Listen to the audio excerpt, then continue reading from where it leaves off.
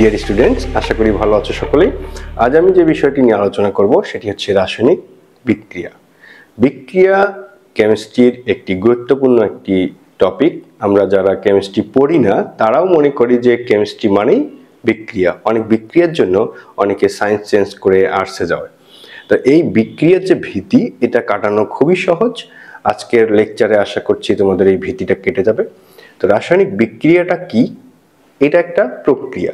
তো আমরা একটা পদার্থের সঙ্গে অন্য একটি পদার্থের যে প্রক্রিয়ার মাধ্যমে একত্রিত হয়ে নতুন একটা পদার্থ তৈরি হয় তাকে আমরা বলি রাসায়নিক বিক্রিয়া। তো এই রাসায়নিক বিক্রিয়াটা কিরকম? বিভিন্ন দিক থেকে আমরা এই বিক্রিয়াটাকে ভাগ করতে পারি।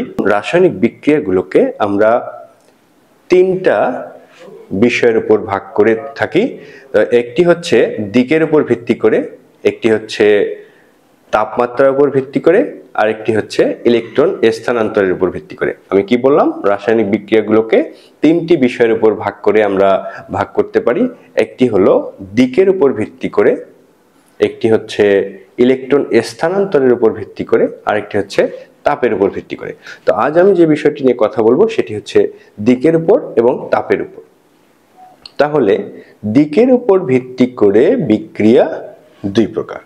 একটি হচ্ছে একমুখী, অন্যটি হচ্ছে উভমুখী বিক্রিয়া। অর্থাৎ যে সকল রাসায়নিক বিক্রিয়ায় শুধুমাত্র বিক্রিয়ক থেকে উৎপাদ তৈরি হয়, অর্থাৎ বিক্রিয়ক উপাদানগুলো পুনরায় পূর্বের অবস্থায় ফিরে আসে না সাধারণত, তাদেরকে আমরা বলি একমুখী বিক্রিয়া।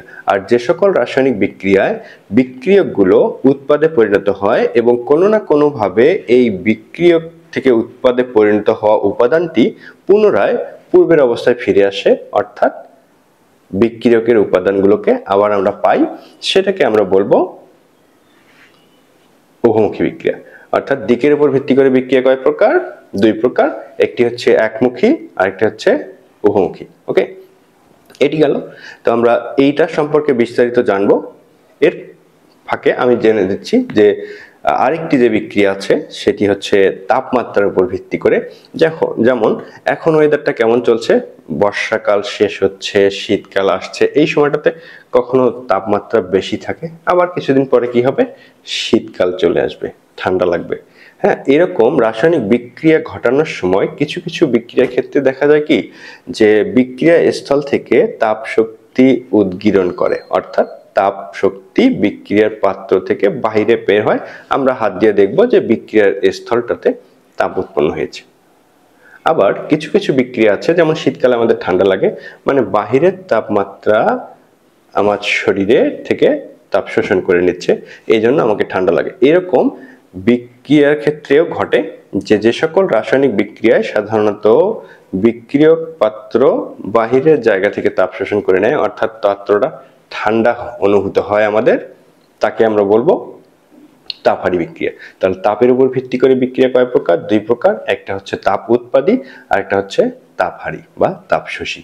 তো নেক্সট লেকচারে আমরা তাপ উৎপাদী, তাপহারী এবং একমুখী উভমুখী এই বিক্রিয়া সম্পর্কে জানবো। সে পর্যন্ত ভালো থাকো। আশা করি দেখা হবে নেক্সট ক্লাসে বিস্তারিত আলোচনায়। ধন্যবাদ।